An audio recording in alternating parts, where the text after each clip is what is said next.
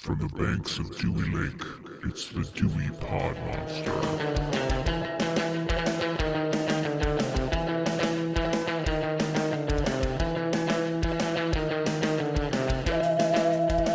All right, welcome back. This is John, and with me this week, as always, is my cohort and comrade, and whatever other title he wants to bestow upon himself this week. Sean, how you doing today? Pretty good. I like you using the term bestow. That makes me feel really like regal. I got a thesaurus for that one. So Oh, did you? I no, can tell. I didn't. I didn't, but I should have. I probably used it incorrectly. So No, I think you used it the right way. yeah, how you doing today? I'm not too bad. Yeah, not too bad. How about yourself? Yeah, kind of a typical Monday. I went to Cabin Cork Homebridge today to get another CO2 tank for my keg because I don't think I had the damn thing tightened on enough on the last one. I was like, there's no reason this should be empty already, but live and learn, I guess. So, Sure. Yeah. other than that, I've been today was fairly uneventful. How about you? Yeah, I mean, I think we should touch on the weekend. I'm really raring to open this can. I've had my finger under the edge of the pop tab for the last, I don't know, 30 seconds. So you and I met up Sunday at Loaded Dice Brewery out in Troy. I had to pick up some Dank Vegas, which I'm holding in my hand now for all the people at home who can't see this because this is not a visual podcast. But this is Dank Vegas. It's a 7.4% New England style India Pale Ale from, again, Loaded Dice. They do it like on 420. They release it again, I think August 20th, and then maybe one other time. So it's like a 2.5 time a year beer. I'm gonna open it. It's got one of my all-time favorite labels on a beer can too, because it's got Danzig skull on it. Yeah, so we met up there and we talked at Brew Detroit on a podcast, the Brew Detroit podcast, with some other peeps from Better on Draft and from Brews Brothers. That was fun. Zach guy. So yeah, that Zach guy. I had some fun though. It was a lot of fun. What'd you think about it? I thought it was great. I haven't had a chance to sit down and chat with most of our colleagues like that in quite a while. The last 2 years has not exactly been conducive for sitting around and chatting at a table like that, so it was cool to do that again. Anytime that I get an excuse to go to Brew Detroit, it's always a good excuse to go Brew Detroit. So yeah, they have their upcoming 140 club. That's their mug club. It's open to 140 members. It's coming up on the May 24th. So if you're interested, yeah, it's Saturday. Yeah, well, hopefully that's going to change sooner than later here. So probably sneak over for that, break in, whatever I got to do, Yeah. So well, it's 140. I shouldn't be giving away all these trade secrets about the 140 club because it is a very exclusive club. Hey, if you want to go get a beer at 1:40 a.m., I'm all for it. That would be actually a good idea. I do not have beer tonight. I have another whiskey. This is not a bourbon. Technically not a bourbon, but I have a good. Here you go. Oh, nice. Fun sound. This is a Michter's American whiskey, which is called American whiskey because it is not put in new oak barrels, so they can't legally call it bourbon, which is stupid rules and shit. Is that how that works? There's a bunch of rules, but that's why this bottle in particular is called American whiskey. It's basically a bourbon that's just in a used barrel, so it gives it tastes a lot like a bourbon, but I get a lot more vanilla off of this one, which for me, vanilla is like kind of a pretty. I find vanilla in almost every bourbon that I get, but this just amplifies it a little bit. This is just a nice, real easy drinking, relatively low proof whiskey that trying if again people can't see it, but I'm trying to kill this bottle just to make some room on the shelf. I'm going to Kentucky tomorrow, so I need to make sure I have room to bring things home. So places to put them. Yeah. If it hasn't been said, you are while you are a beer guy, you very much enjoy whiskey and bourbon. Probably, would you say more than beer or about the same? Or at this point, I'd say more. The truth is, with beer, as much as I love beer and I love the flavor of beer and all that, beer makes me feel very heavy and bloated at times. Call it an old age thing if you want, but I'm at the point where after I have one or two beers, I feel like I'm done. Like I don't feel drunk after one or two beers generally, but I do feel like I have like 32 ounces of like liquid just floating around inside of me. Yeah, you feel full. Yeah. So as much as I love the, all kinds of things about beer and will continue to enjoy them, I tend to prefer either a bourbon or a whiskey. Sometimes in the summer I'll do a gin and tonic or something like that. When it's hot out, just that tends to be where I prefer in probably the last 2 years or so, more so. Yeah, just to kind of follow up on this Dank Vegas, I've had this, obviously previously, and they always, Jeff, the brewer at Loaded Dice, or the owner, I'm sure he's head brewer and other titles. I think one of the things about this beer is that it's supposed to be more dank, 420 release. It's supposed to be have some cannabis-like flavors. This is really sweet. It's not quite as bitter as I would have expected or what I think I've had in the past. I'm not complaining. I think it's still pretty good New England, but just not as bitter as I was expecting. So I haven't had that in about a year. You gave me a can that's sitting in my fridge, and I thought about opening it tonight, but I just told you why I didn't open it. I don't remember that one being like overly like cannabisy. Is that a word? So that's what I would. Maybe it's not. It probably isn't, but I would say that too. When I think dank with that, though, I do remember it being kind of resinous on it, almost like sticky for an IPA, which I guess would fall under dank. But yeah, it's been a year, and to Jeff's credit, like he's come a long way in the past 2 years since he's been open. He's probably, if I had to guess, he's probably evolved that recipe and kind of fine tuned it a little bit over however many releases he's done in the past couple of years of it. Yeah, absolutely. I mean, I think this is a good evolution. I think all his beers are still he's still in a process of evolving everything. So, you might have something a year ago and you have it the next year. Of course, it's going to change, not only because ingredients change and maybe you can't get your hands on everything, just like the birthday smash IPA we talked about for North Center. He couldn't get the same hops year after year. So it makes sense that it would change. And that's, I'm not, no complaints here. I mean, stagnation is not a favorite thing of mine. It's actually one of the things I like about, I guess, the nano brewery scene is that there is so much change. You're not going to get the same thing over and over again. It kind of keeps you guessing. It keeps you on your toes a little bit. Yeah. Yep. Catch anything on TV this week other than what we're going to talk about in a minute here? No. I mean, I'm still watching the Wu-Tang show.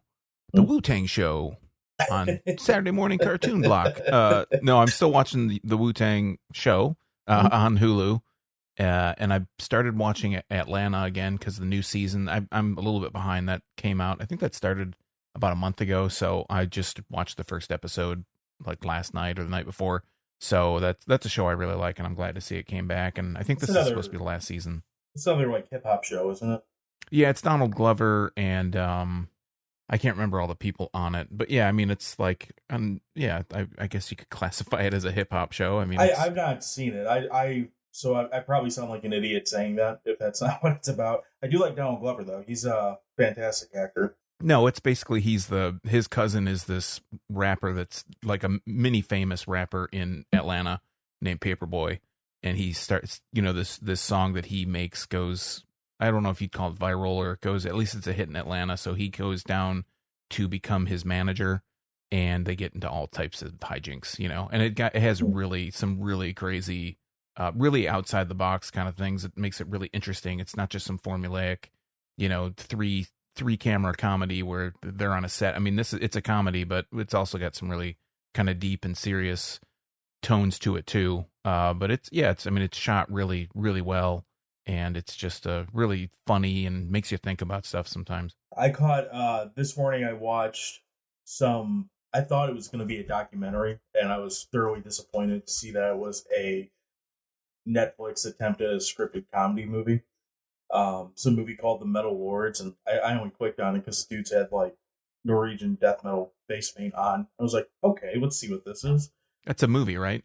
Yeah, it's just another bullshit like, oh, we're gonna get in the fucking battle of the bands and then be famous and shit, because I don't know how many movies with like a band storyline in it revolves around a battle of the fucking bands. Like, get the fuck out of here with that. No one goes to those.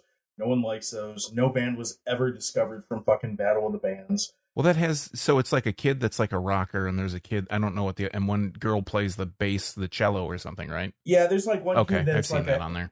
Yeah, there's one kid that's like a Hesher type kid who he's a real dickbag through most of the movie, like up until the very end. Then there's like the nerdy kid who becomes more metal through the movie through like being dumb and doing kid stuff. And then there's the classical cellist who hears one Black Sabbath song and is like, all right, I want to fucking rock too, but she has to win over the Dickbag Kid, and I'm really selling this movie hard, aren't I? You are, yeah. You're making me want to watch it. I'm going to actually just disconnect from this podcast, and I'm going to watch that movie now. I mean, that's fair. You're selling it so well. Yeah. I don't think I would recommend that one, but I would recommend seeing The Unbearable Weight of Massive Talent. That was thoroughly entertaining. We will have to wait to talk about that because that's one I want to watch, and I think that's one we should talk about. It just seems like it fits in the wheelhouse for what we do here. It does. It absolutely does. And I'm not going to ruin anything about it, but I will tell you that the only thing I'll say is I can't, this says a lot because it's a Nick Cage movie, but I can't think of any other movie that comes close to this style movie in his catalog. And I haven't been that entertained by a comedy movie in a long time. Because at the heart of it, it's more of a comedy than anything else. Mm-hmm. Yeah, it's... Look, I went and saw it on a Saturday night, and so I paid full price for it. We went to a 9 o'clock show. Just kind of wanted to get out of the house, and I don't regret. I think I paid between that and whatever shitty food we got, probably $60 for the night. I don't feel bad about it at all. So that's saying something. Sounds like a cheap date to me. I mean, $60 ain't that bad. Well, I don't have to bring kids with me. Well, yeah, I mean, that's when we go out to a movie, the popcorn's like dinner. Like you're not getting a dinner. You're eating popcorn. I'm not counting. I'm not counting the trip to the local bar where we got dinner and drinks beforehand, and which I really. Right. Now you're getting into it. Have you been over to the Union Lake Tap House over? It's over by where I live. No, I haven't. I know you come out this way for. Mm-hmm. They have they're pretty typical. I don't want to go as far as to call them a dive or a sports bar. They're kind of like somewhere in between the two. But we go there a lot. They're affordable, and it's kind of that right amount of no bullshit that I like in a bar. But I think my favorite thing about them is they have I don't know what it is. I don't know who makes it. It's just unnamed lager, $2.75 for a pint. I want that, and it's great every time. I have no idea what it is. I couldn't tell you if it's a Pilsner, a Mexican lager. I have no fucking clue. But it's good, and it's cheap, and it might as well just say it will get you drunk. It's beer-flavored beer, and it does what it says it'll do. Yeah. Goes Get really good with a burger. Sounds pretty. Maybe I'll have to stop there. Like I said, I should oversell this place because it's just a cool little spot. But yeah, it's totally worth the, if you're in the area, you just want to pop in and grab lunch or something. You do. Is it on Union Lake? It's across the street from it. So it is on Cooley Lake Road, right before the college over there. So okay. You come up Union Lake Road and then hang a left on Cooley Lake Road. And then go past the traffic light, which is wherever there's a CVS there. Basically, if you come over to my house, you're going to pass it more than likely. Okay. But it's definitely worth checking out just for that. So I don't know. If you go up there, let me know. I'll come up there and grab a beer. Have an unnamed lager. So, right, $3.75 lager. $2.75. $2.75. Sorry, hey, how could I forget $2.75? Don't rip me off here, man. I want cheap beer. So. You drink 3 of those, you could have another one at $3.75. I mean, you get a pitcher for $8, which I was after the third beer. I was like, I should have just got a fucking pitcher. So, right.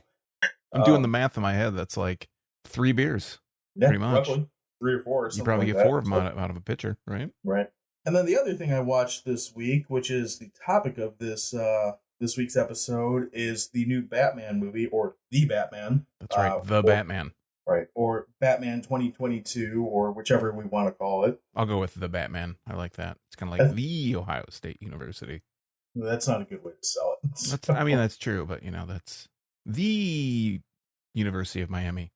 Is that how they did that? No, that's the U. Okay, whatever. Sorry for interrupting. Continue, please. So The Batman for 2022. We both watched this week, and this is the main topic for the show this week. We're going to start with this, just doing a little thing, we're not going to do any spoilers yet. When we get to that part, we'll let you know. So if you haven't seen this yet, this movie's only been out for a month. I'm sure a lot of people haven't, but it definitely kind of fits into what we usually do on this show. It is a different vibe for a Batman movie, which from anyone that I can think of. Let's start with why don't you kick us off on this one? What do you think of it, just as real over the top, no spoilers, thoughts on this one to start? Yeah, I'm trying to think. I have notes. We take notes on this thing, believe it or not. I have notes on this, and I don't really want to get into the notes just yet, but I think what I want to just kind of summarize what the movie is or what the plot of the movie is. And I think what it's about is basically this is an early, like a beginning 1 or 2 year. I think it actually says in the movie, this is like Bruce Wayne is keeping a journal. This is year 2 Batman. He is basically kind of still getting his feet under him. So they'll shine the bat symbol up in the sky, and the criminals just think like it's gotten to the point where the criminals know, hey, there's this thing out there. It lurks in the darkness. It is the Batman. Or they don't even actually. I don't think they even call it that. They call him Vengeance throughout like most of the movie. The Vengeance is out there, and he if calls you himself Vengeance, and then well, it catches on because right. then everybody starts calling him Vengeance, and he's lurking out there. If the symbol's up in the sky, you shouldn't be robbing anybody. You shouldn't be holding anybody up. You shouldn't be committing crimes. And Batman basically is, he's in this situation where big people, big wigs in the city start dying. And it's Batman. The police are working with Batman's kind of working on the fringes as the world's greatest detective, try and figure out what's going on in this whole scenario. So that's kind of like the lead into it. The one thing that I found really cool off the get-go in this movie is that when the movie starts, the opening scene of the movie, when you start to actually see things after like the title or the Warner Brothers logo or whatnot, is there's a scene where it's this little kid in a ninja costume, right? You're seeing the scene through binoculars, and you're not quite sure if this is Bruce Wayne, like this is Bruce Wayne as a child and they're going out for Halloween, or what exactly is going on. And I'm not the smartest person in the world, so it took me a little bit of time. But it was probably a good 5 minutes into the movie before I realized, oh wait, this isn't Bruce Wayne's story. This is like what we're seeing through the binoculars. This isn't like the beginning of the origin story. They actually don't even really they do talk about it a little bit, but they don't really get into the origin story much. You don't see the pearls hit the ground and, the same thing that you've seen, 50 fucking times. Right. So it's really cool the way that they set it up, that it's not just quite as straightforward as, oh, this is the origin story. This is why Batman is like the Cape Crusader. Yeah. So what I took from it, like just big picture, not ruining anything with it. This movie plays like a mix of movies, like a David Fincher movie, like Seven, big time. I got a lot of the movie Sin City vibes off of that, and like a film noir cop film from like the 60s. Yeah, that's one of the things in my note is this is like noir as hell. Like yeah. it's modern. It's a modern story, but it has a lot of those like, early cinema, or I guess not early cinema, but like 40s, 50s noir elements to it. And I thought that was really cool about it. Yeah. And I'm going to come back around to that because can't go too much into that statement alone without ruining something else about the movie. Right. The casting in this movie, though, is pretty much spot on from start to finish. Obviously, the big one is Twilight playing Batman, and you can't just put that. That took me a second. You can't just put that out there. You got to say for those folks at home, we gotta spell out who you're talking about when you say Twilight. I mean, everybody knows. Pattinson? Was his first name? Robert. I was gonna say Chris for some reason. I don't know why that was.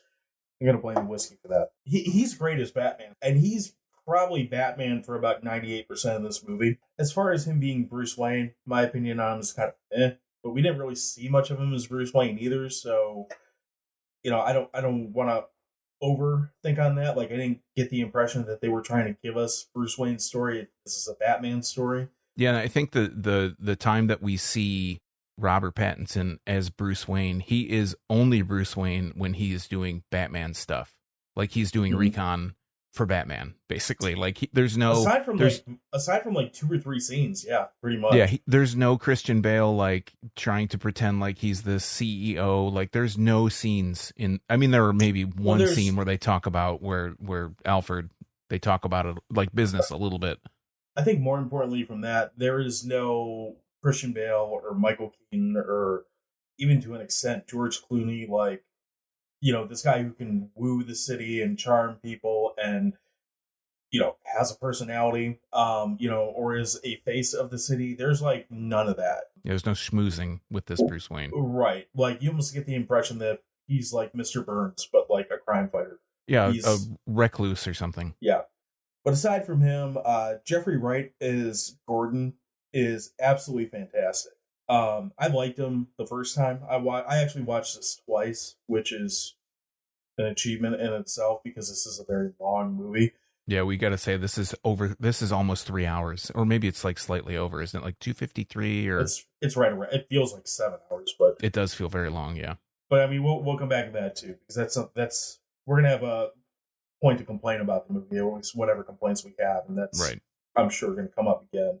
But the second time I watched it, like you really pick up on the relationship between Gordon and Batman, for better or worse. Like when Batman's in Batman costume, he's all game mode. He's not trying to make friends or whatever. He's Batman. So the performance at that point, as far as any personality, is entirely falling on Jeffrey Wright, and he just knocks it out of the park. He's fantastic in this. If I didn't know Colin Farrell was in this movie, I mean, I'm glad that I'm so unaware that Colin Farrell is an actor in this movie, but the way they have him portraying Penguin is fantastic. Whoever did his makeup deserves an Oscar, because no one in their right mind would look at the Colin Farrell in this movie and say, "Oh yeah, that's Colin Farrell." Yeah, that was the one thing that I've heard a lot of commentary about. I mean, I knew going into it Colin Farrell was playing the Penguin, but I've heard so many comments about like, yeah, there was this guy whoever played the Penguin, he's really good. I've never seen him in something. And they watch, they look at IMDb or they look at something and they see that it's Colin Farrell, and it's like, holy shit, this is insane that he's playing this character, but he does a bang up job. It's perfect casting. I mean, obviously he's in makeup, heavy makeup, but he's got the scars and everything. There were scenes where I'm looking at the way his face moves and stuff to see like, oh, can you see? Sometimes you can see like seams in makeup or something. It is flawless. You would think that this is this guy's face for his entire life, and he has these legit scars on his face. Like how well it's done. And then true to like I don't want to just say the good Batman movies because that's all a matter of perspective, but like very much so in line with what we got from the Nolan movies.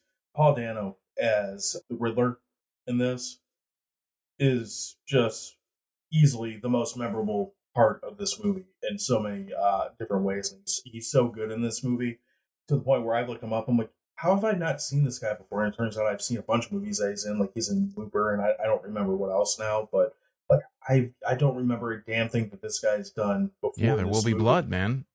Yeah, he's in a bunch of stuff that he's a criminally underrated actor. He throws himself in.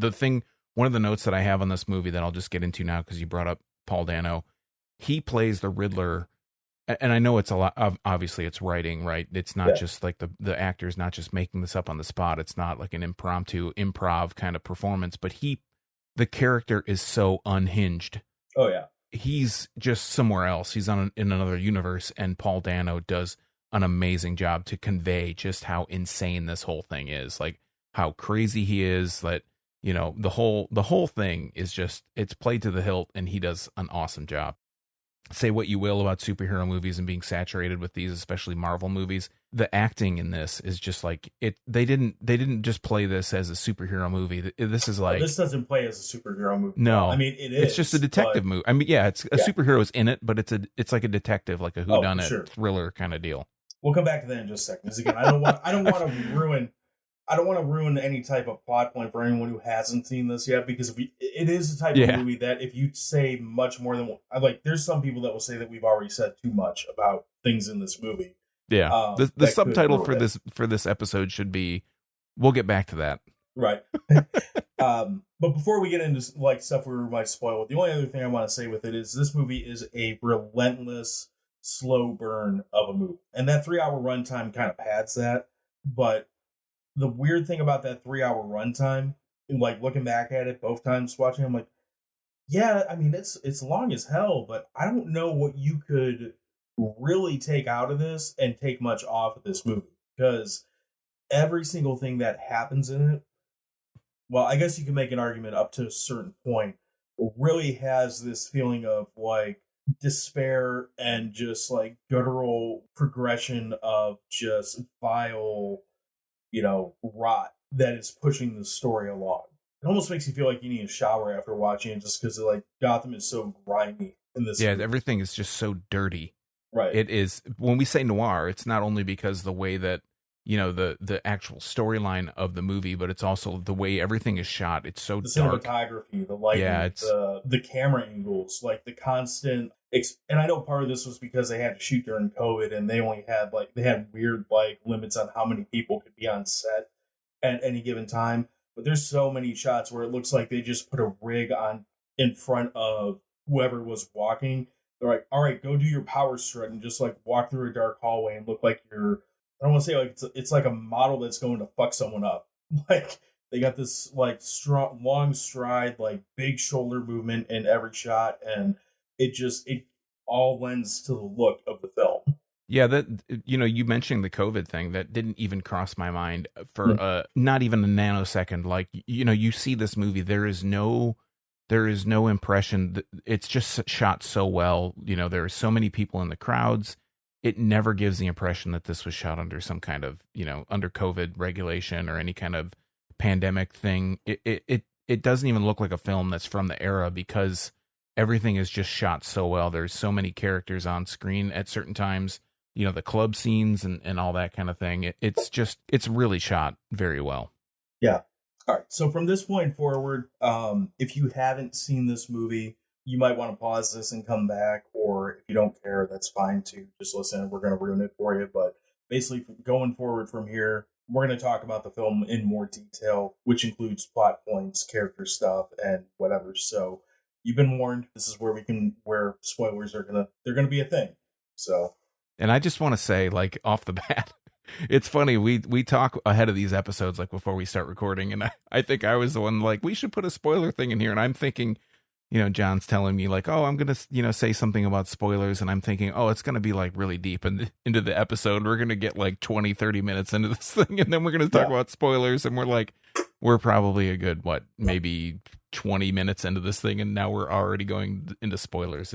I think it's hilarious. Well, like I said, I don't think this is a movie that you can talk too much about without ruining something in it. And I mean, it starts with the opening scene and what you're talking about with the Riddler.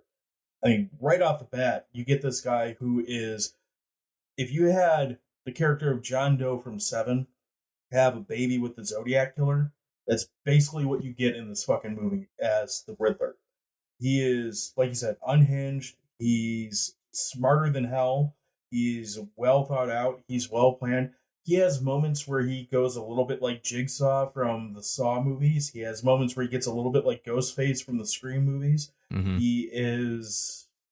You really get the impression through the entire story of the movie that this guy's not getting caught unless he wants to. And that's kind of what ends up happening in a very similar way to Seven.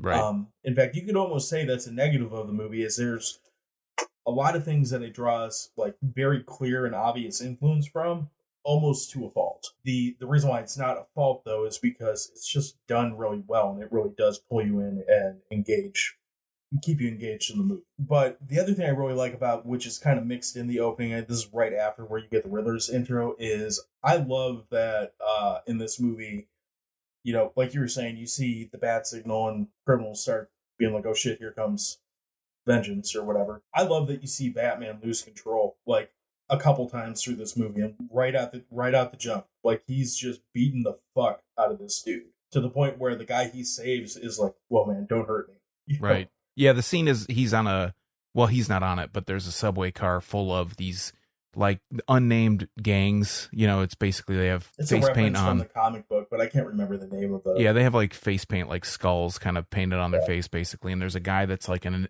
initiate or something. Only half of his face is painted, and it's like they're goading him to basically, hey, we're gonna get off the train. When this guy gets off, we're gonna steal his shit, and they get off the train. And they try to start stealing his stuff, and that's when Batman shows up, and it reminds me of almost like one of the Arkham games. Yeah, I got that vibe a lot. That this version of Gotham felt a lot like those Arkham, Asylum. Yeah, there's Arkham Asylum, Arkham. Yeah, the whole Arkham series. It's like a trilogy or 4-part thing, and he just like cleans house. And one thing I want to kind of mention is I love the way the suit is done. This is not your daddy's Batman. You know, we look at the Tim Burton movies or the start of it, right? We look at Val Kilmer, we look at George Clooney, even to an extent Christian Bale, and they move very wooden. You know, they're very like mechanical because the suit is so heavy and so thick and so big. And the way that they do the suit in this movie is he is very agile. He is not, I mean, he gets shot several times, you know, and they bounce off him. It's bulletproof. I wouldn't say it's Kevlar because there's sparks. Even the parts where the suit are not at are apparently bulletproof. Yeah, because he gets shot zillions of times in he gets blown sequence. Up in the face. Like, yeah. He has a bomb explode like an inch away from his chin and wakes up like 10 minutes later like punching cops. Right. But the thing is, the suit is great because it's not...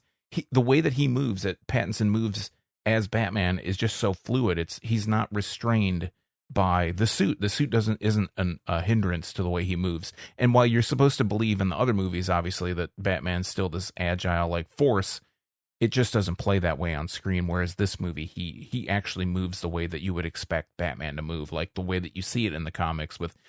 He didn't do any like gymnastics or anything, but you could see, you know, possibly him doing some kind of gymnastic move in this suit, whereas other ones, it's like, no, there's no fucking way he's doing anything, any athletic thing in this suit. Well, and it kind of goes back to what I was saying about the Bruce Wayne thing is when he's in the suit as Batman, he looks like he is in his element. Like, this is what this character is. He doesn't look like that when he's Bruce Wayne. And I think it was Kevin Smith, I heard him rambling about this, saying that he read somewhere like, well, in this movie, he's not learning to be Batman. He's learning to be Bruce Wayne. I was like, okay, well, I guess if you look at it that way, that kind of makes sense, but that's a boring fucking like thought process. I don't really want to get into that. But it does kind of play that way, and after hearing that, I'm like, fuck, that actually kind of justifies this shitty performance as Bruce Wayne. Yeah, I just think he's, you know, we don't have to get into it too much, but I just feel like Bruce Wayne's like, he's just awkward. Like, he doesn't know how to act around people, and it's not his thing. Like, his thing, like you were saying, he's in his element when he's in the suit. He is Batman. Again, he's only doing Bruce Wayne stuff when it suits a purpose to educate Batman on something. Like, he's doing intelligence for Batman. He's like a spy for Batman, basically.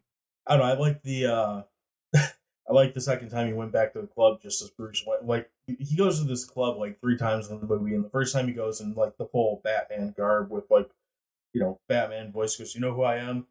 They just slam the door on him. He has to fight his way in.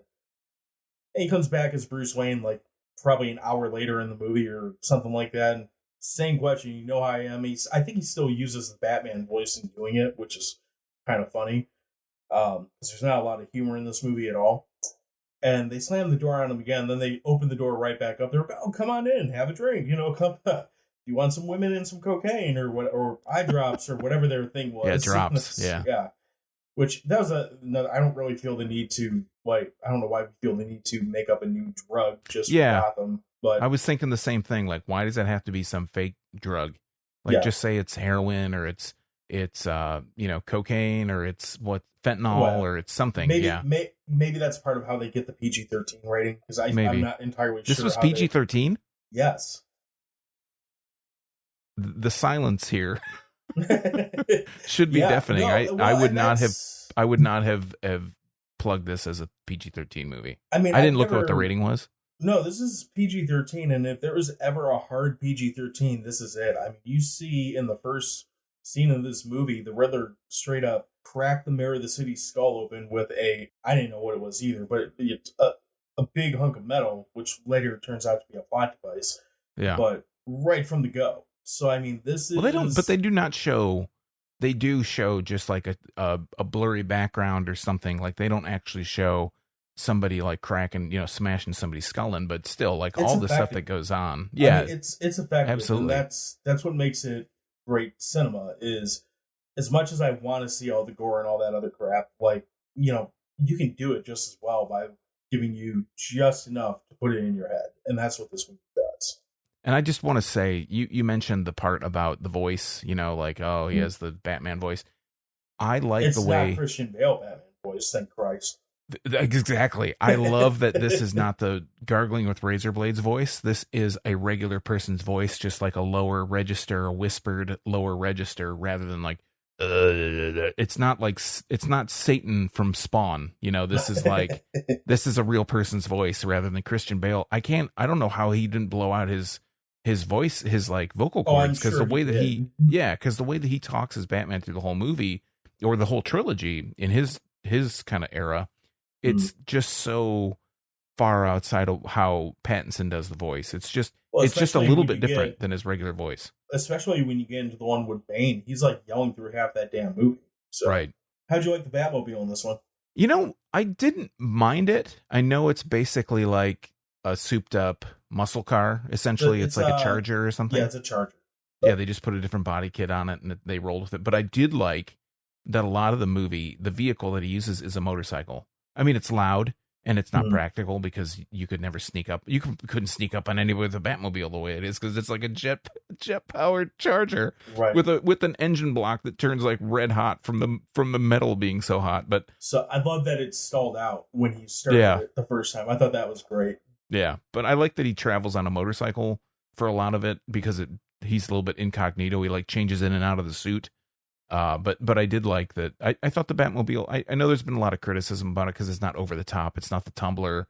It's not the crazy Keaton, Burton Batmobile. The Dodge Viper on steroids. Right. Yeah. So but I thought it was nice that it was like a realistic car. It wasn't some crazy thing. It was just basically, like I said, a Charger with a body kit on it. I love this fucking Batmobile. And I admit, like, I like muscle cars. Like, I don't like, I know this was like a 2000s, I forget the year, but I like old like muscle cars, like 60s, 70s, basically anything from the 80s or earlier that's in that like that design. Mm-hmm. I'm never going to be a guy that, like, even if I had all the money in the world, I can't see myself dropping $400,000 on a car or something ridiculous like that. But if I was going to do it, it would be something in that, I guess, genre of cars. I mean, I could totally see you driving in a Bugatti. For sure. I don't even know what a Bugatti looks like. So, I love this Batmobile, and I love that it's still ridiculous as far as the car is concerned. But in the big picture of Batmobiles, it's a lot more grounded. I don't mean like just being stuck on the ground, because it doesn't always do that.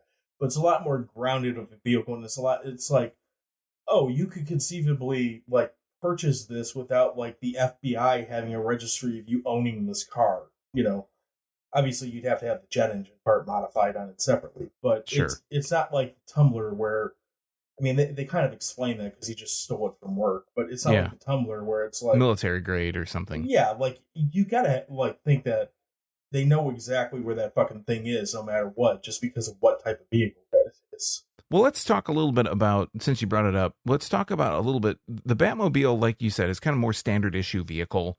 Like not something that would put you on a watch list for buying because it's some crazy piece of tech. But so Batman, this movie is very much like, because it's the way that it's presented, it's kind of timeless in a way because, like I said, at first I wasn't quite sure if the movie was opening as having, being like an earlier time because Bruce Wayne's the child, the little ninja with the sword. Right. So the technology seems like it's on par with what we have now, but we have other things that are just kind of like otherworldly, right? So we have the contact lens, or the contact lenses that Batman uses. He records everything that he does.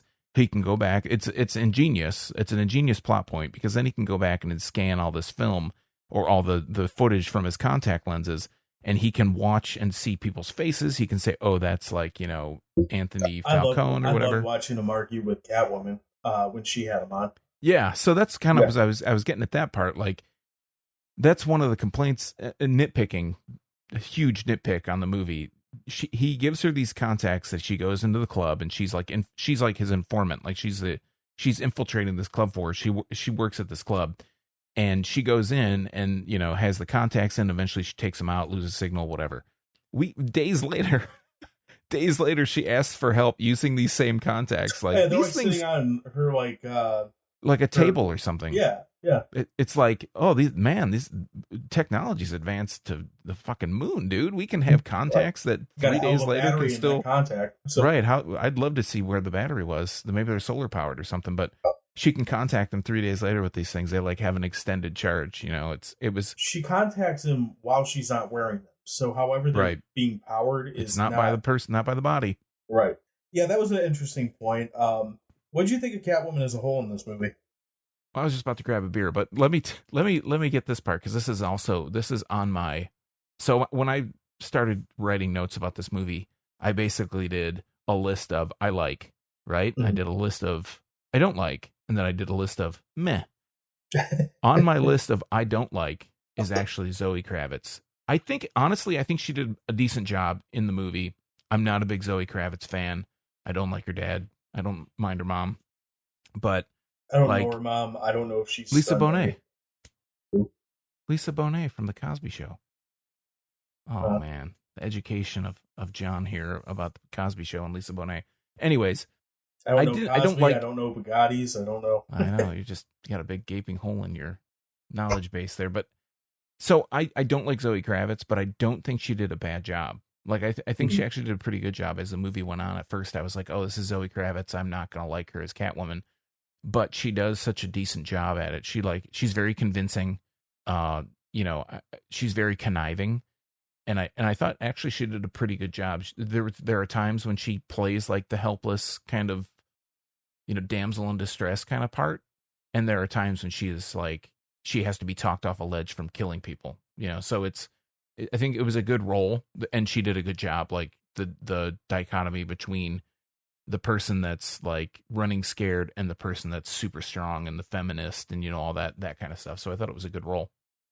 I think as far as Catwomen go, she's about as good as any Catwoman that we had.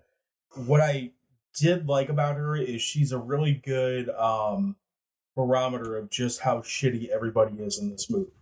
Like you learn, and I don't remember if her relationship with Falcone was in the comics or not. I don't really care. It worked as a plot device for this story, but just the way you see like her, like almost just keep falling deeper and deeper down the rabbit hole as this movie goes on, and you almost like you start just thinking like, all right, it's Catwoman, whatever, meh. But the more you like watch her, the more you almost sympathize with her. I do think that her and Twilight had pretty good chemistry together as far as Batman and Catwoman go. You actually kind of bought that he gave a shit about her, which he didn't seem to give a shit about Alfred, who, it was a surrogate dad. Before I forget about it, I do like that they finally, and again, I don't know if this is in the comics or not. Maybe it is, maybe it's not. I love that they gave Alfred a backstory that kind of explained why Alfred is so devoted to the Wayne family, because I guess I never really thought about it before, but it makes him a more likable character, knowing that there's a reason why he's devoted his life to this shithead kid who just goes, "You're not my dad." But yeah, I mean, I think as far as Catwoman goes, she feels more like a plot device than anything in this movie, because in a lot of ways she just kind of connects the dots to movie from Act 1 to Act 2 to Act and so on through the movie. But I didn't hate her. I thought I would have liked to seen her do more fighting in the movie than what she did. But she does do quite a bit of fighting. Yeah, I guess. All things considered. And I just go back to your point. I would agree. I think that she's been the best representation. Like, she's not helpless. Michelle Pfeiffer, I mean, okay, she's okay as a Catwoman. Anne Hathaway. Yeah, I liked her as Catwoman too, but she's this is probably because it's Anne Hathaway more than anything, but she almost felt like a very innocent Catwoman. I didn't get that. I didn't get the impression that this Catwoman is necessarily a straight up criminal, although you see her doing straight up criminal things in this movie. I got the impression that she's more of a conflicted character, which is kind of what she's always been in the comics. There's some comics where she's a love interest and a ally to Batman, and then she kicks him in the dick and goes and robs a safe or whatever. Yeah, she definitely feels a lot more in this movie like an ally. She's like, I think of Catwoman in the terms of being like the Zartan of the G.I. Joe universe, like where he kind of goes both ways. You know, he can be a good guy. He's rarely a good guy, but he can be, you know, he can be a good guy. He can work in the good guy's interests occasionally, and mostly in the Cobra, you know, interest. And I feel like in this movie, Catwoman is more of an ally. Like, she's going along with it. She has urges to do things that Batman doesn't agree with, but for the most part, I mean, she's the second hero in this movie. Yeah, I would agree with that. I also like Batman, like how Batman's relationship with the police department played out, which kind of falls back on my opinion of Gordon, because you kind of hinted at that he's working with the cops. He's really not working with the cops. The cops don't like Batman in this movie. Right. He's working with Gordon. And if anything, Gordon is his partner through this whole fucking movie. I think my favorite line in the whole movie is when they go into the orphanage and Batman looks at him, he says, "No guns." He goes, "Man, fuck that. I'm a cop. I'm using my gun." That's not my thing. That's your thing. Right. Right. Yeah, I like that a lot. But yeah, I liked his interaction with the cops, how the cops, there's parts of this movie where the cops kind of look at him like, "We don't like you, but we know you're going to help us get this job done." And there's other parts where they straight up are like, I don't really get the impression that they're going to actually arrest him at any point in this movie, but I do get the impression that they would probably like to if they, you know, had the ability to. Yeah, I think they want to know who he is, but I don't think they like him. But I feel like at a point in the movie they start to respect him. It's funny that you say they want to know who he is, because again, he gets a bomb blown up directly in front of his face, gets knocked unconscious, and no one thinks, let's get him to the hospital and, you know, give him medical treatment, which would likely involve taking off his mask. They take him to the fucking police station and lay him on a table. Just what you do. I mean, that's what you do, right? Both of John Turturro plays Falcone, and like I said, we talked about Colin Farrell already. They're both fantastic in this movie. Of course, you wouldn't expect anything less. Right. They're very much so, like, it's funny because I got the impression that they're both the bigger, like, if you were to rank the criminals in the city in this given movie, they probably are worse guys in the big picture than what Riddler's doing. But Riddler definitely steals the show. Yeah, I think Falcone and Penguin do things kind of under the radar. Like, the stuff that they're doing is more of the underworld kind of mafia style, mafioso style stuff. Whereas the Riddler's like, I'm only going after these super high profile characters. Right. You know, I'm going after the mayor. I'm going after the chief or the commissioner at the time. Basically, the Riddler's deal is he wants to get rid of the corrupt people in city government. Mm-hmm. And it's funny because when, you know, we've talked about, we've already said we're giving spoilers, so I'm just going to throw this out there. He basically is so unhinged that he thinks that what he's doing, every time he does something, he leaves these little breadcrumbs, right? And he's leaving it for everything. Every kill is like, there's always some kind of invitation, basically, or an envelope or a personalized message to deliver to the Batman. So he goes after the mayor, there's a to the Batman. He goes after the commissioner, to the Batman. He goes after the DA, to the Batman. He tries to go after Bruce Wayne.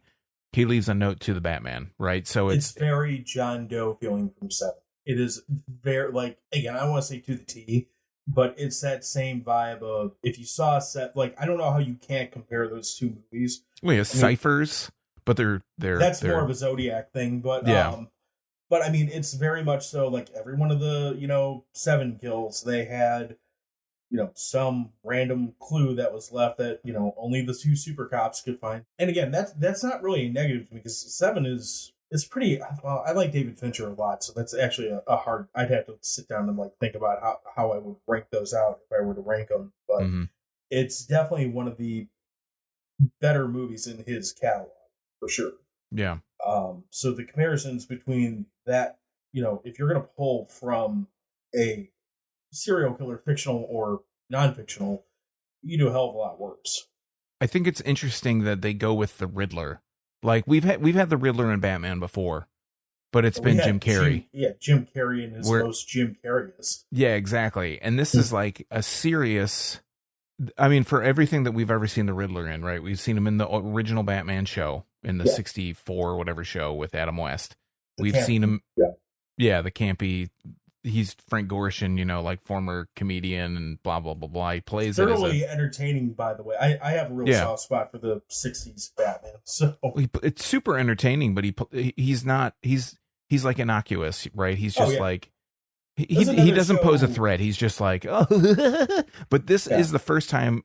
It's interesting that we picked the Riddler laugh, actually. Oh, thank you. It's good that that's a Krusty the Clown modified laugh. One of the same. So yeah, we have this so far, like so dark. Everything in this movie is so dark, including the Riddler. And the Riddler, he becomes just this crazed person. He's not just a person that's doing these kind of like, oh, I'm funny. I'm going to put these funny clues in the thing. It's like, no, if you don't figure this out, people are going to die. Like a lot of people are going to die. By the time we get to the end of the movie, if shit didn't work out the right way, a whole ton of people are going to be dying. There is zero scenery chewing from this Riddler, where Jim Carrey probably ate 4 or 5 set pieces when he portrayed him, But it's a really good take on the Riddler. And one of the last Batman runs that I really read was right around the time when they did their last relaunch at DC. And it was the one when I don't remember what the series was called now, but the main thing was the Joker had at some point gone crazy and cut his face off and like paper clipped it back on or something. And as the Joker would do. You know what? It worked. I think it was called Death in the Family or Death of the Family or something like that. I don't. He kills people again. It's your typical Batman story in a lot of ways, but it's just super dark and like borderline like horror movie type shit. That's kind of what you're getting out of this. Like I said, he is not just like this goofy, weird, joke playing, like almost like a lesser version of the Joker. He's a straight up serial killer in this movie, but it plays well. And like I said, the thing that I like about this is you really get the impression in this movie the only reason he gets caught is because he wanted to get caught. Well, yeah, I think the whole time he thinks that Batman is working with him. He's under the delusion. Oh, he does. Yeah, he gives that away. Yeah. Yeah, he at the end he's like, yeah, we were working together. Like, this is so great. Every time I said something, I left you a note and you did it for me. Mm-hmm. It's like Batman. The thing with Batman is that he's, Bruce Wayne is not he doesn't have any superpowers. He's not Superman. He can't fly. He's not Wonder Woman. He can't. Superpower of wealth. That's true. But his real superpower is always his intelligence, right? So he can't. It's almost in this movie as if the Riddler, because he doesn't understand the intent and because it's an early Batman story, essentially, like I said, year 2, basically, you're looking at year 2. I feel like he hasn't really been able to get to the point where he can outsmart the Riddler, which is great because if we were looking at a late Batman, year 10, year 15, something, he wouldn't have fallen into any of these traps. Suppose, you would think that he probably wouldn't have fallen into any of these traps and we wouldn't have this great movie. So it's great that it's set in this thing because then it also shows that like, yeah, Batman's pretty much the smartest person that's ever lived. I mean, he's like, he's like Albert Einstein level intelligence, but there is this criminal that is like his match. Right. Where all his criminals, not all of his criminals, but like a lot of his enemies, we get different elements, but I think Joker is one that you would go to and you would say like, oh, we're making this Batman movie. We're starting it over. We're going to go with the Joker, because he is that kind. He's just anarchy. Right. So it's nice to see that they go with a character that's not like an unknown, but a character that can be on his same level, like intelligence wise, that we didn't see in previous interpretations of Riddler. So do you have any gripes on this movie? Because I got a few. I have a couple, not many, and they're just like nitpicks, like I said, and we kind of already went over them. Zoe Kravitz, not a fan. I think the contact thing was kind of like, and this is like a plot point nitpick. The contact like lasting for several days afterwards and still being able to, that's kind of ridiculous. That's one of those things, kind of like the face explosion or the gunshots to the face, that you almost just have to be like, it's ridiculous, but I mean, I guess he's Batman, so. Right. Of course he'd have something figured out.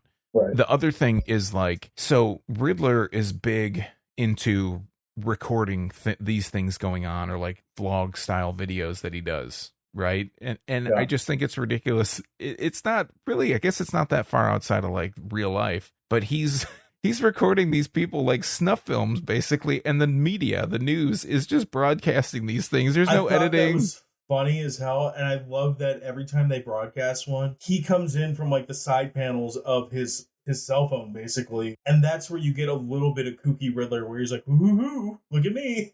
I just thought it was ridiculous that they would be broadcasting these. They're like, yeah, it might be disturbing to some viewers. It's like there's a guy getting his face chewed off, or he will be getting his face chewed off by rats. Like maybe we shouldn't be showing this on the news. I think the other just complaint, and that shows up, several times throughout the movie. Every time something big happens and there's like a Riddler, he's going to give the media or the public some kind of breadcrumb to let them know that, hey, it's me still, it's not somebody else, I'm still doing this crazy shit. He releases a video, and the other just big complaint for me is that it's long. It is really long. It's entertaining. My kind of thought on movies is, if I sit in a movie and I look at my watch, if I don't have to look at my watch, it doesn't matter how long it is. Like it feels like it's moving, the plot's moving along. Whereas this movie, I really liked it. I looked at my watch a lot, or I looked at the runtime. How much is left? We have an hour and a half. What are they going to do in this hour and a half? I think I put it on a Trello board because I didn't want to bug you with it because it was late. I was like, this is a long damn Batman movie. Like, good God, is this movie? And that is a problem with it. And the only way, so I did think about this a second. I was like, what could you really cut out? And the only thing I could see that you could really cut out of this movie would be the entire third act. Like, after the Riddler's caught and he's in jail and he gives his little whatever speech. Batman could have been like, we found your vans. You're not blowing anything up. Peace out, sucker. And, just left him in Arkham. That's the only thing that you really could have cut out. The problem with cutting that out is, because of that scene, you actually kind of see Batman transform from being vengeance to being a hero in this movie. Yeah. Like, he's not just beating the brains out of criminals at this point. He's saving people and, doing other Batman stuff. But yeah, this movie is too damn long, and you feel every minute of that 3 hours. And there are points where it's like, this is good, and it really does, like I said, there's really you could maybe cut like 10 minutes out of the movie, but it would still feel really fucking long at that point. What's 253 versus 243 at that point, Right. One thing that I really, it's like so social commentary is, again, we're in the spoiler territory. So when the Riddler he gets put in jail or Arkham Asylum or whatever, he has these kind of things set up. You find out, and again, I thought this was kind of funny that he had 500 followers. Like that's like more people following him than follow me on Twitter, on Draft Therapy.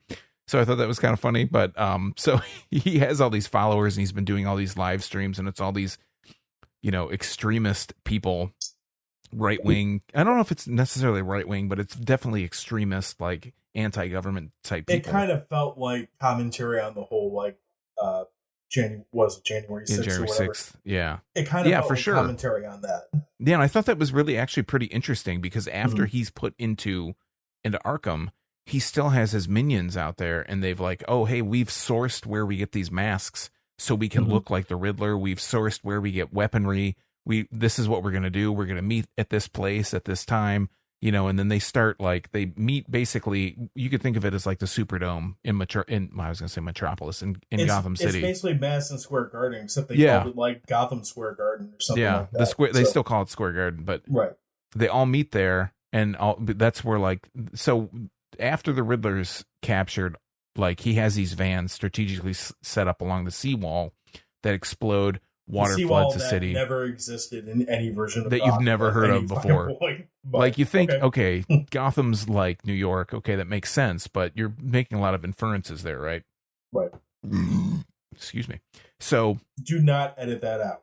Oh, I don't know. I've never burped. I've never burped on a video or on audio before. I don't know if I can do that. I think you should leave it in.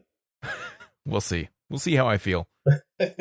So we get to like the end, and where the water's rushing in, the vans explode, the seawall crumbles, the water rushes in, the people are all like evacuated into Gotham Square Garden or whatever, and the people that are like the apostles or whatever of the Riddler, the disciples, come into the place, and they camp out on the upper level above like the scaffolding and whatnot. yeah, the scaffolding above the super screen or whatever, and they're just like picking people off. They're like killing. Right. This is all set against the backdrop of a mayoral election, which is insane that a mayoral election could cause people to like become terrorists and kill each other over the mayor of a city. I mean, whoever would have heard of such a thing? Well, I mean, it's a mayor compared to something other important person.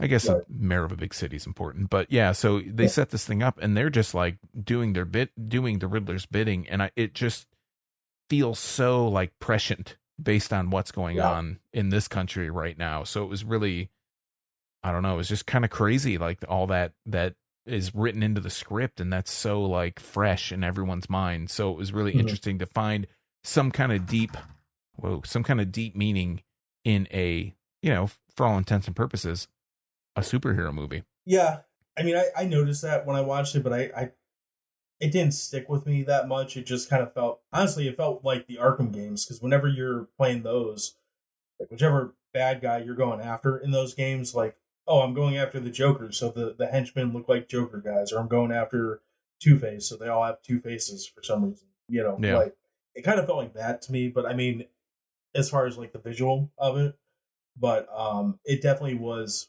relevant in exactly the way you're saying, that it does kind of mirror reality right now. My nitpicks on this movie, and this one is just totally me being like a curmudgeon, but I fucking hate when movies like do this shit. I know they're trying to create mood and all this shit, but if you're gonna have actors giving dialogue, let me hear the fucking dialogue without turning my TV up to a stupid level. Like, I hate when they like mic actors horribly, and you know what?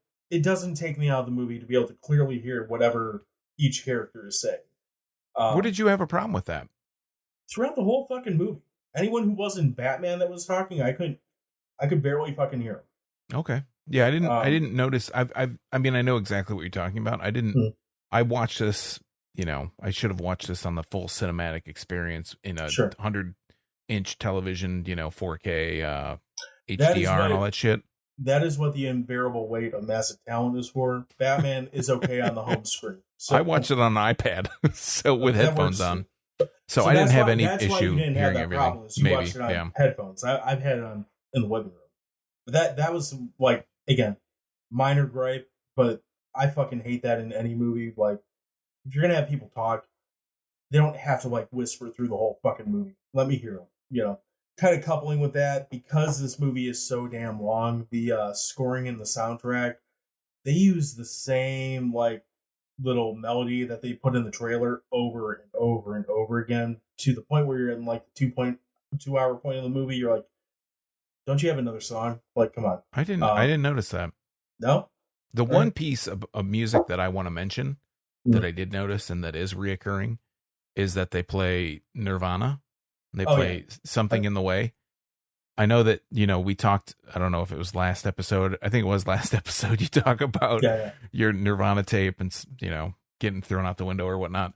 But I think it fits. Number one, I think it fits. Number two, I love that song. And number three, I love that I'm professing love for something. So that's pretty strong, because I don't ever profess love in public about shit. I love that they use that song, and I love that they didn't use one of those covers where it's like a woman or a softly spoken man singing the song even slower tempo than the original song to add like drama to it. I hate that. I hate that trend. I hate that they put those in, and I have to blame what's his face that did Mad World for the Gears of War trailer, where it's like Mad World and it's so slow and there's all this emotional weight put behind it. That's bullshit. Just play the real fucking song. Whenever I think of Mad World, I think of Donnie Darko. Well, they picked it up after that. Okay. But yeah, that's what I'm talking about. So that there's thing. A slower, more bummer version than the Donnie Darko version, because No. They don't play Mad World by Tears for Fears. They play it by that dude. Whatever. I want to say it's Gary Cole, but I know that's not who it is. It's Gary Jules or something like that. Yeah, it's Gary somebody. Yeah.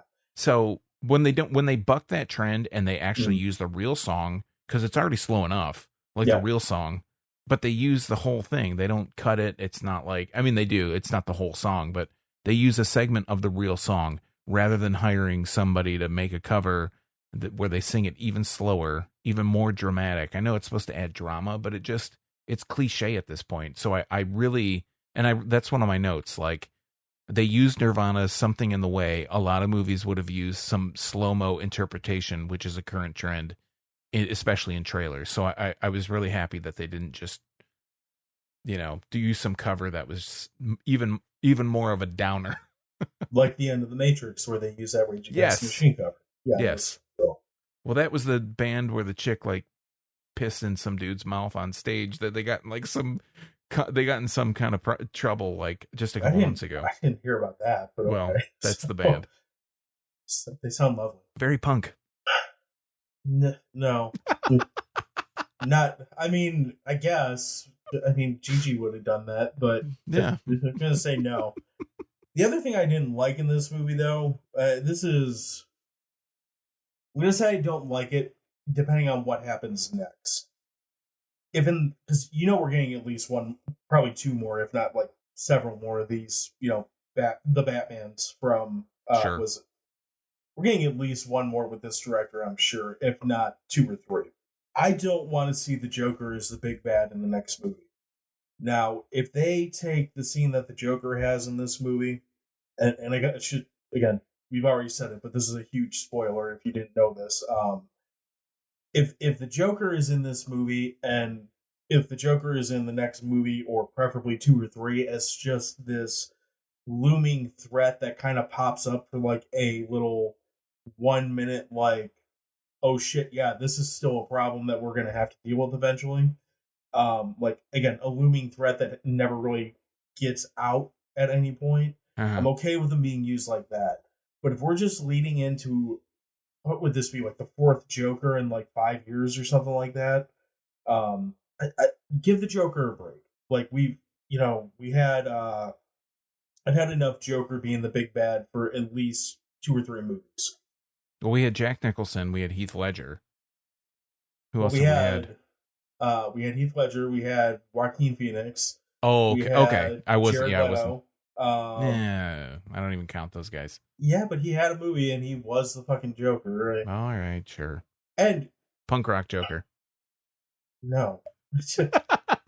No. I love that's a future listeners, just so you know, that's gonna be a future thing. I'm just gonna bring up punk rock Joker to get John upset. That's like Meth Mouth Joker. So I love the character of the Joker. I think he's one of the great, because he is just anarchy in character form. I still personally, I don't think we're going to get better than what Heath Ledger did with the character. I thought that was, I mean, you hear oh, that's my Batman or whatever. Well, I guess that's my Joker, because I thought he was so good in that role. And, it kind of, to me, that was the first time I heard someone say, oh, he's going to get an Oscar for, playing the Joker, and it's not just because he's dead. And I was like, oh, I can get behind that. Yeah. The Joaquin Phoenix Joker movie that came out, it's all right. It kind of felt like a weird mashup of 2 Martin Scorsese movies. Like a mashup of Taxi Driver and King of Comedy with, Joker paint on. Mm-hmm. But it was a good movie for what it was, and I kind of hope it is a standalone movie. Although this version of Gotham is certainly dark enough that you could find a way to kind of just say, well, Joker's over on the east side and Batman's on the west side, and they just haven't, met up yet or whatever. Yeah, because he's in the asylum with the Riddler. It's like, well, but we already know that's a different actor playing Joker in that, because he's in that was it the show Eternals? I can't remember his name now, but he's a different actor than Joaquin Phoenix. Oh yeah. But I think if they go forward, they're going to use the same guy. But like you're saying, if this guy's in the asylum, he's doing some serious shit, right? So you're like, how would Batman not know anything about him? I didn't even think of that until you just said that. Did you hear my dog just make a noise? I did. Yeah, that was him. Get all kinds of fun noises on this podcast. So. Yeah. But yeah, that's the other thing. I don't feel like this movie needed a Joker teaser. In fact, I would prefer they just left it out altogether. Again, we'll see where this goes, because I do think we're going to get several more of these movies, and And again, if he's just this weird looming threat that you barely see for a movie or two, at least one movie, if not two, I could be okay with that because then when you're building up to him, and that would kind of go with the slow burn feel that you get from this movie. But if we're just gonna get the next movie where he just like walks out of Arkham and is like, "Hey, fuck you, Batman," and starts doing Joker stuff, then I don't need that yet. I'd rather, again, I don't know what. I'd rather see you bring back Scarecrow or go like I feel like Victor Zsasz would be a perfect like character. I don't know if he's a strong enough villain to carry a movie. They kind of teased at him in Batman Begins, but he feels like a perfect character to put into this universe if you wanted. I might be going too far. I don't even know if you know who Zaz is. We haven't really talked comics at any point, but No, I'm not really into comics, but I would just be interested to see if they don't do like. I feel like they've set it up that it's going to be Joker. That if they don't do Joker, it would be interesting to see who this is. Yeah, I mean, obviously we'll have to wait and see. Yeah. I haven't heard. I haven't even heard that they're talking about whatever the next one is. But again, I don't know how you don't make a sequel to this. That just doesn't seem likely. But yeah, I mean, overall, this movie's great. On our weird rating scale, I'm giving this 8 out of 9 hot dogs. So, oh, you're going dipping into the well for the hot dog audience, huh? I like the hot dog scale. Let's stick with that. So, 8 out of 10 hot dogs, 8 out of 9 hot dogs. Yeah, I mean, I would agree with you. I don't know if I have a specific. I mean, you know, I haven't thought about it until just now, but I would say this is probably one of my favorite Batman movies. I think with the Tim Burton and Michael Keaton, 87, I think, or 89, when 89. that came out, was it 88? 89. Oh, 89. Okay, Yeah. so I was right the second time. But like that was such a departure from what we had seen so far, you know, and I would think that I would say that was probably one of my favorites. But I think Christian Bale's like kind of trilogy was pretty good. I think it overshadowed what Burton set up. But I think this one's like really high up there. I mean, I don't know if I'd say it was my favorite, but I would say it's really like if it's not number one, it's number two. You know, without thinking about my hot dog scale, I would say definitely, I would say like eight hot dogs out of 9 lemonades for sure. I don't like the Tim Burton Batmans, but it's mostly because I don't like Tim Burton. He's one of those. I don't like anything that Tim Burton does. So Batman included, he just don't care. I don't like this more than the Nolan movies right now. I might like it more than Begins, but I don't like it more than Rises. I don't like it more than The Dark Knight, the Joker one. But it's right up there. Like it's in that top 3 echelon with that. Right. I mean, oddly, after those, I'd probably be like, well, then I want Mr. Freeze, and then I want 66, and all those campy, goofy ones, because this is definitely a great movie, and it might work better. And again, I'm not taking into all the other weird spin-off like Batman universe movies like Suicide Squad and then the other Suicide Squad and all that shit. Mm-hmm. But this works. I mean, it works really well as a standalone film. Obviously we're going to get more, so we'll see how it works as a franchise or franchise within a franchise, whatever the hell we get. But for a starting point and for an intro to this Batman and this universe, I mean, aside from the length of the movie, there's not a whole lot that I feel like you really need to fix. And they've kind of almost set down enough groundwork now. Like maybe you could crank out a 2-hour Batman movie, have it feel like a 1-hour ride, because you got sing for 3 hours. Yeah, there's no real origin story that they need to set up anymore. I mean, not that there was any in this movie, but yeah, I could see them going back. I think it'd still probably be the same length. I feel like that's just kind of like the way it's gone, lately with movies in general. We're seeing a really big trend in 2-hour plus movies. Whereas, I think the 80s we saw a big hour and 20 to hour and 40 minute kind of movie deal. And I think just it's kind of jumped back up. I don't think it'd be any shorter, but yeah, we could totally skip any kind of origin deal. And like you said, I haven't heard anything about plans with Pattinson to do more, but with the success of this movie and how well it turned out, I couldn't see them not doing it. Right. And I don't know how it did financially. I'm assuming since it's already on HBO Max and it's still in theaters that it's probably not making as much money as they hoped, but I think that's just a byproduct of the era that we're in right now. Yeah, par And for the course. well, and you also made a 3 hour movie, and theaters are all smaller now, and you have a 3 hour movie. There's only so many hours in the day, but you're not going to be able to play it as many times, so Mm-hmm. it all kind of works together. But I gotta think that this movie at least made profit. I can't imagine. Oh, it probably says it on here. I can't imagine this movie didn't make money, so or didn't make its money back at least.